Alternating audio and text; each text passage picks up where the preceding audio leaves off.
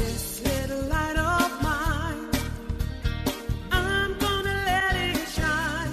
Let it shine, let it shine, let it shine. Hi friends, I'm Carrie Jo, and this is Holy Chuckles Podcast. This is a space for honest faith, lived experiences, and shining a light in the places we've learned to hide.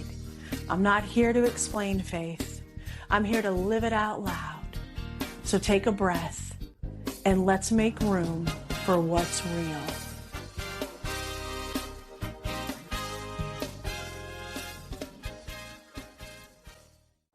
Welcome back to Holy Chuckles Podcast. I'm really glad you're here. The last couple of episodes, I've concentrated on verse 34 in chapter 2 of 1 Samuel. Today, I'm going to concentrate on verse 35. Bob, the unnamed man, has already told Eli that his boys are going to die on the same day. And if I was Bob and I had to give that part of the message, after I said it, I would be like, whew, all right. That part's over with, because after I say that part, I can say anything. The next part of the message from God that the unnamed man continues to give Eli is, I will raise up for myself a faithful priest who will do according to what is in my heart and mind. So God is telling Eli, your boys didn't do what was necessary according to what was in my heart and mind, what I wanted them to do. Your boys didn't even do what you wanted them to do. And Eli couldn't deny that because he knew it. He saw it. The people of Israel came to him all the time and said everything that Hophni and Phinehas were doing. And God's telling him, your boys have to go, and I'm going to raise up a faithful priest who will do according to what's in my heart and mind. Your boys did according to what was in theirs. They did according to what their ego wanted to do. And that's not what we're doing. The people of Israel deserve more. Even Hophni and Phinehas deserved more, but they chose performance.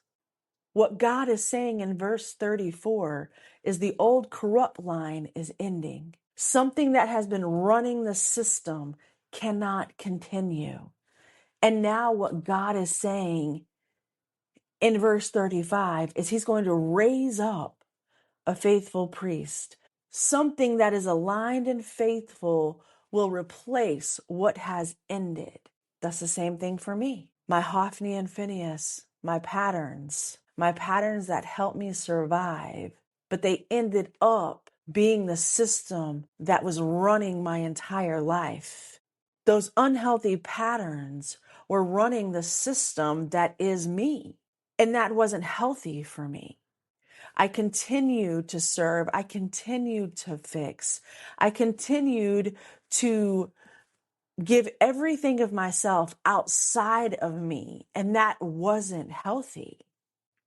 And although those patterns helped me survive, at some point in my life, survival wasn't necessary.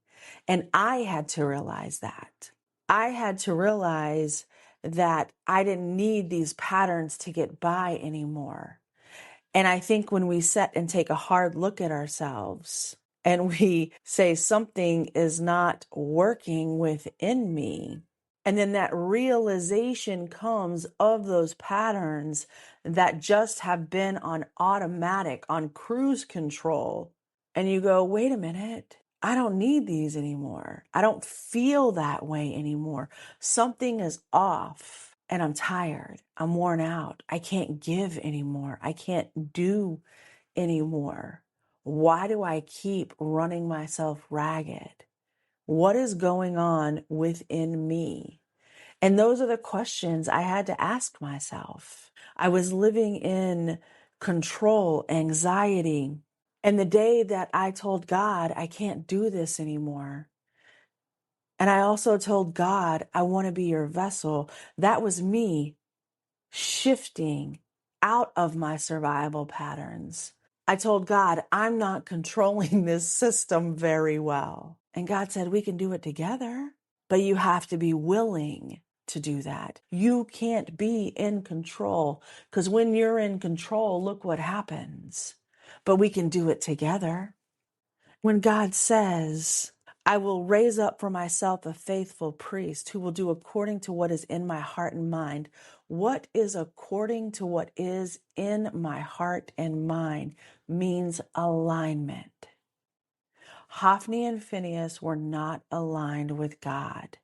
They were not aligned with what God is, and that is love. Hophni and Phinehas were self-serving, egotistical. They were rude. They didn't help the people of Israel. They abused the people of Israel. And that is not God. God is love. When I told God, I can't do this anymore, what I was telling God, and I didn't understand it then, was I cannot be misaligned anymore. My spirit, my soul, everything within me wants to be aligned with my authentic self and God. The system that I have within me is not helping me get there. I am worn out. I am tired. I am anxious. And none of that is helping me be aligned with God.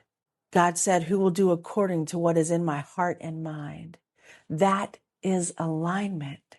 If we're not aligned with God, we cannot do what this verse says. Who will do according to what is in my heart and mind? If you're not aligned with God, how do you know what God wants? If you're not aligned with God, how can you give love? My unhealthy patterns are in the process of really dissipating. And I'm learning new healthy patterns because I'm aligned with God. And being aligned with God, I can't function from those unhealthy patterns.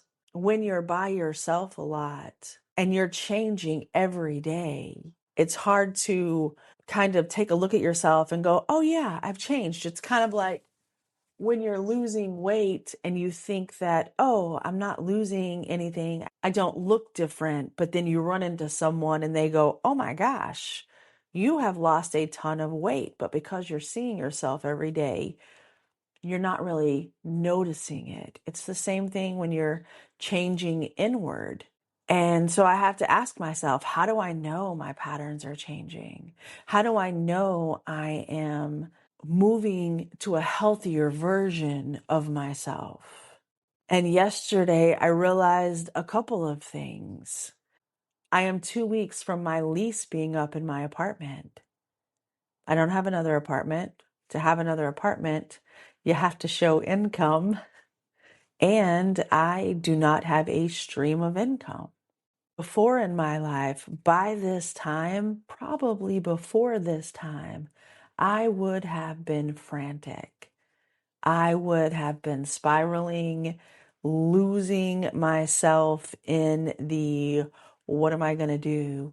Where am I going to go? How am I going to live? What's going to happen to me? And I would have tried to resolve it in 20 different ways. And I would have stressed myself out and really bent over backwards to figure it out. This is how I know I'm shifting out of those survival patterns. Because before I would have tried to control, I would have been anxious, and I would have tried to manage everything. But currently, what I'm doing is the only thing that I can do, which is pack boxes and send my resume out. Those are the only two things that I have control over. Maybe there's three things: faith, and have faith, because I know God has a plan for me. And that plan is not to let me fall. God didn't bring me this far to drop me off. God didn't bring me this far to leave me. But I also know God knows my past. God knows who I was. And in that past, I would have gotten so far to a point, and then I would have tried to take control back. I would have said, okay, God, thanks, I've got this. But see, that's not how it works. because God's at the 50,000 foot level and I'm at the 10,000 foot level. I can't see everything that needs to be seen. I can't see everything that's working in my favor. And when I take back control, I only view it from the 10,000 foot level. So I can only move so far. And I move myself right back into situations that I just got myself out of because that's what I knew. I followed those patterns. I continued in those same loops. But this time it's different for me. Instead of panicking, instead of fretting, instead of trying to control, I say, okay, God, you got this. Let me do what I can do. Because see, God can't use his big God hands and pack my boxes for me. God said, I didn't buy all that crap. I'm not packing it. So that's my job. God can't use his big God hands to type on my computer and send my resume out. God's kind of like our parents and says, I can't use one of those. That's not my bag. I'm not technology savvy. You go ahead and send that out. But I'm doing what I can do. And that's sending my resume out and packing my boxes and saying, okay, God, I have now done the things that I can do. I'm leaving the rest up to you. Even if that means I wait until the last minute, the last day, then that is what it is. I can't control where I'm going. I can't control the plan God has for me. So I'm doing what's in front of me. I'm taking it step by step instead of trying to figure out 10 steps ahead of where I'm at. And that's completely different for me. That is how I know that I have changed my patterns. That is how I know that I'm staying in alignment with God because I'm grounded, I'm centered, I'm in control of my emotions, and I'm not trying to figure everything out. And I'm also not doing nothing saying, it's in God's hands, because God and I are a team. God and I are a partnership. We're in a relationship. And in a relationship, you take care of what the other can't handle. And God's not going to pack my boxes. So that's something I have to take care of. God is going to handle the other stuff. God's going to make a way. And then I'm going to jump back in and follow that way and do my part in that way that God has made. That's that give and take relationship. That's that partnership. I'm acting from God's heart and intention because I'm staying in alignment with God, and I'm not trying to go out there and force anything. I'm not trying to make a way for myself. I'm allowing God to work through me and just handle the things that I am capable of handling right now in this moment. And I'm not saying that every day it's great. Just today, I had to say, God, I am tired. I had to say, God, I have no idea what your plan is. And sometimes being right here is scary, but I'm going to move forward. I'm going to do what I can do. And that's continue to pack, continue to send out resumes, continue to do this podcast, and continue to have faith that what you have in store for me will be presented at the exact time that it's supposed to be. And I am grateful. I am grateful for my new place to live. I am grateful for my stream of income. I am grateful that we're in this partnership. I am grateful to have all these things even before I have them, because I know that they're there. I know that you will provide. And this is different for me. And this is how I know my patterns have changed. Because before I would have said, God, I'm tired. God, I don't know what I'm doing. And I would have given up on God. Therefore, I would have given up on myself. And I would have went back to my same patterns. And I would have continued in that loop. But today, instead of giving up on God and giving up on myself, I just expressed to God how I was feeling. I expressed to God where I was at. And I allowed God just to hold me and give me peace that everything was going to be just fine.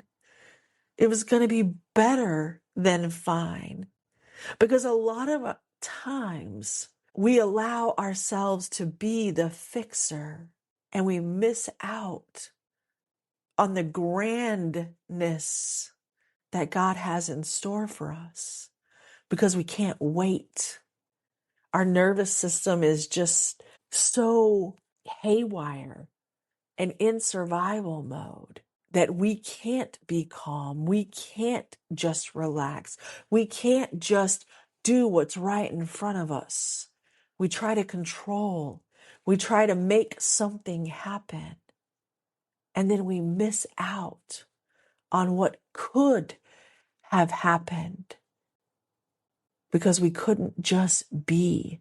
So I'm choosing right now to control the things that I can. And it's not very much. I can't control very much, but I'm choosing just to control the small things that I can because that gives me a sense of peace.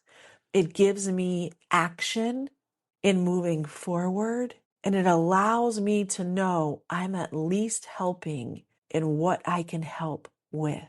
I talk about actions creating reactions. And sometimes our actions create negative or positive reactions in our life. Yesterday, when I was packing and I was like, God, I don't know what we're doing. And I realized that I'm doing exactly what I'm supposed to be doing, not anything more and not anything less, because I'm not causing chaos or something that I have to clean up. And I wish I had realized that in my past, that a lot of the time I created my own chaos and I created my own problems that I had to clean up because I wouldn't do just the things that were right in front of me to do. Kind of like if me and God made a to-do list, like you do these, and I didn't work off my to-do list. I tried to work off God's to-do list. And if I had just handled my to-do list, I wouldn't have created so much chaos. Not only chaos that I had to clean up, but chaos that God had to clean up too. Yesterday, I took a break from packing and I needed to fill in holes in some of the walls.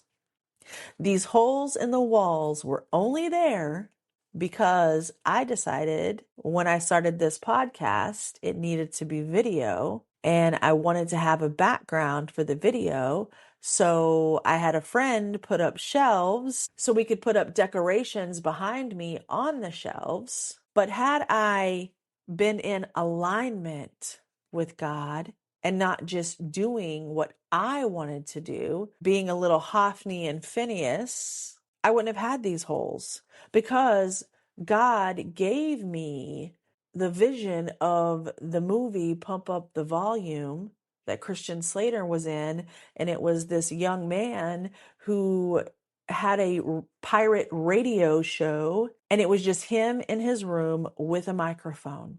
And yes, it was in 1994, so there were no videos. God and I have already had that discussion. Like, hey, how was I to know that was 1994? There weren't podcasts, there weren't videos. How was I to know that that wasn't what I was supposed to do?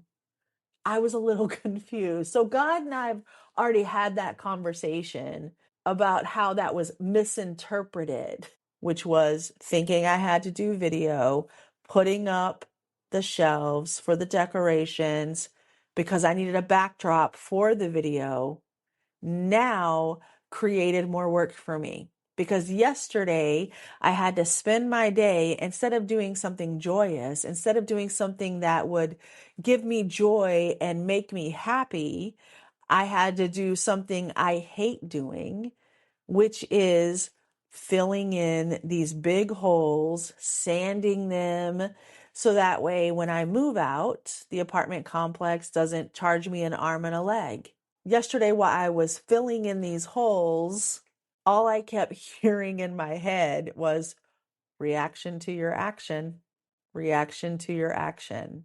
And that's exactly what it was. It was a reaction to my action. I'm the one that created this.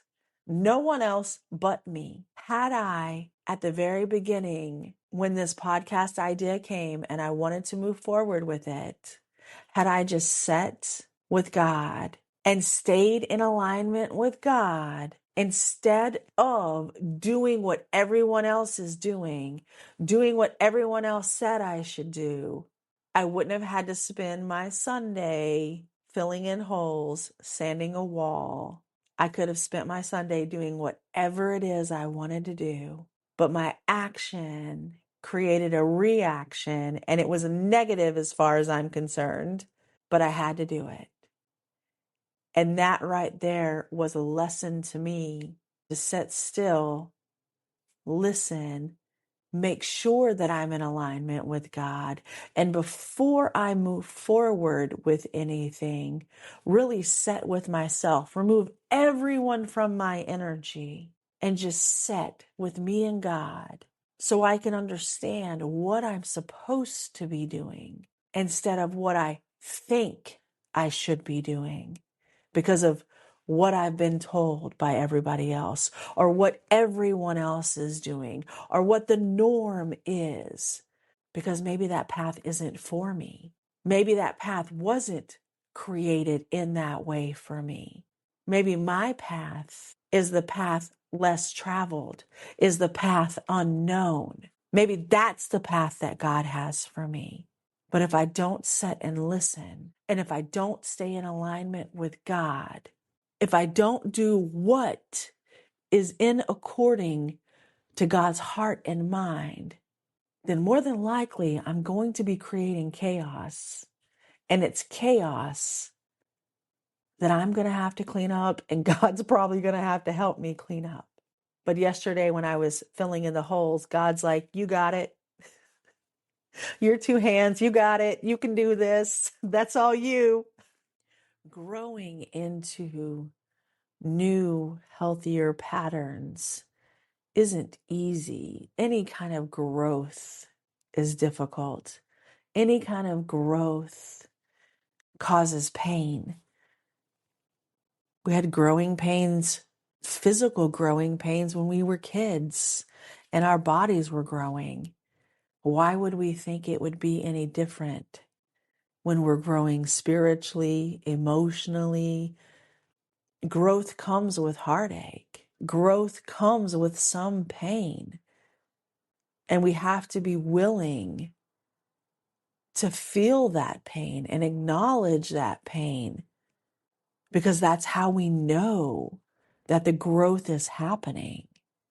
If growth was easy, everybody would be doing it. If growth didn't take work, every single person on this earth would be growing. When I told God, I want to be your vessel, God didn't say it would be easy. God didn't say every day would be unicorns and rainbows. Staying in alignment with my authentic self and God sometimes is difficult, because sometimes those old patterns creep up and I want to do what I used to do. I want to control how I used to control. And God allows me in those moments. But then I have to fill holes in a wall, and I remember, I don't like that. I would have rather spent my day doing something joyous, something fun. And so that reminder of those old patterns keep me in check, because I know staying in alignment with myself and staying in alignment with God doesn't mean I won't have to fill in holes from a wall, but it will be a choice that I make because I want to do it, not because I have to do it because of something that I tried to control. And really, honestly, I never want to fill in holes in a wall. God allows us to be exactly who we want to be in every single moment. The choice of who we're going to be in that moment is completely up to us. And I'm realizing that in every moment, if I'm aligned with God, the person that I am is a million times better than the person I ever was without God. And with God, I exude love in every single thing that I do. And without God, my life was filled with anxiety, uncertainty, control issues, anger, frustration, exhaustion. So if living my life according to what is in God's heart and mind means living my life in love, calmness, groundedness, then that's the life I'm going to choose.